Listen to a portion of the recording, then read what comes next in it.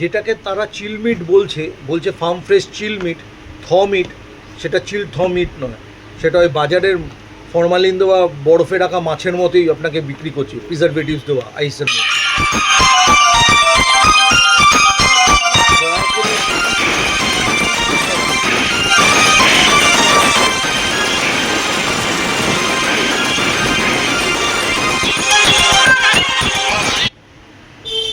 আপনাকে আমরা কেটে দিচ্ছি না, মিট কন্টামিনেট হওয়ারও কোনো ব্যাপার নেই।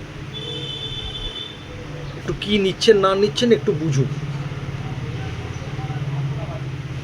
একটা ব্র্যান্ডের একটা ব্র্যান্ডিং থাকে। এটা তো গেল আপনাকে একটা হোল চিকেন দেখালাম যেটা ওরা কেটে দেয় বলে ফার্ম ফ্রেশ, যাতে না আছে ডেট অফ ম্যানুফ্যাকচারিং না কোনো কিছু।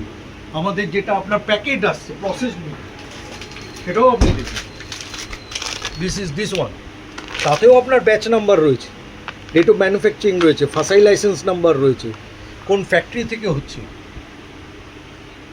এমনি হরিণঘাটা আপনার ওয়েস্ট বেঙ্গল লাইভস্টক ডেভেলপমেন্ট এমনি আপনার অ্যাক্রস ওয়েস্ট বেঙ্গল 1000 আউটলেটস করেনি,